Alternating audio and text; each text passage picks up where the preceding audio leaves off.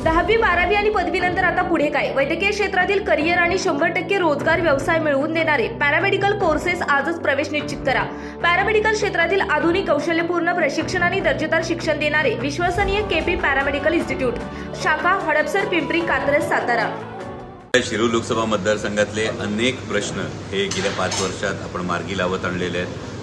Pune Nashik highway असेल, Talegaon Chakan Shikrapur highway असेल, पुणे नगर highway असेल, याच्यावर तब्बल 19,500 कोटी रुपयांचा निधी हा एलिव्हेटेड कॉरिडॉरच्या माध्यमातून आला आहे, ज्याची निविदा प्रक्रिया सुरू आहे. त्यामुळे हे प्रकल्प प्राधान्यानं मार्गी लावणं गरजेचं आहे. त्याचबरोबर सोलापूर रोडवर जी वाहतूक कोंडी होती, यामध्ये रविदर्शन चौकापासून ते यवतपर्यंतचा एलिव्हेटेड कॉरिडॉरचा DPR हा नॅशनल हायवेला आपण सादर केलेला आहे. त्याच्या मंजुरीची आपण प्रतीक्षा करतो. त्याचबरोबरीने इंद्रायणी मेडिसिटीसारखा आरोग्य क्षेत्रात क्रांती घडवणारा हा एक प्रकल्प आहे.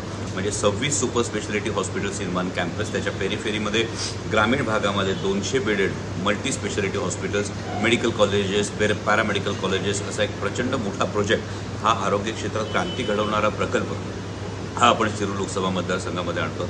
आदिवासी भागामधल्या तरुणांच्या दृष्टीनं, त्यांच्या भवितव्याच्या दृष्टीनं राष्ट्रीय वनौषधी संशोधन केंद्रासारख्या प्रकल्पाचा पूर्ण DPR करून आपण आयुष मंत्रालयाला तो सादर केलेला आहे. त्यामुळे हे प्रकल्प आता दृष्टिक्षेपात आहे. Pune Nashik railway semi high speed रेल्वेचा प्रकल्प आता अंतिम कॅबिनेट मंजुरीसाठी आलेला आहे. आणि हे सगळं होत असताना गेल्या काही वर्षात, गेल्या काही महिन्यांमध्ये जी राजकीय स्थित्यंतर झाली ती पाहता स्वतः लोकसभेचा उमेदवार असतानाही 8 मतदारसंघांमध्ये, 8 लोकसभा मतदारसंघांमध्ये प्रचारासाठी मला जातानाही आपण पाहिलेलं आहे. त्यामुळे या सगळ्यासाठी लागणारा वेळ आणि त्याचबरोबर शिरूर लोकसभा मतदारसंघाने हे अनुभवलं की 15 वर्ष एका व्यक्तीला संधी दिल्यानंतर 15 वर्षात एकही मोठा प्रोजेक्ट आला नव्हता, परंतु अवघ्या 5 वर्षात हे एवढे प्रोजेक्ट्स हे आता अगदी मार्गी लागलेले आहेत. त्यामुळे हे प्रत्यक्षात येण्याच्या दृष्टीनं वेळ देणं गरजेचं आहे. आणि मालिका विश्वात काम करताना एवढा वेळ देणं शक्य नाही. त्यामुळे मालिका विश्वातून अभिनयाला हा नक्कीच पुढच्या 5 वर्षांसाठी का होईना पण ब्रेक हा द्यावा लागणार. मला माहिती आहे अनेक चाहत्यांची यामध्ये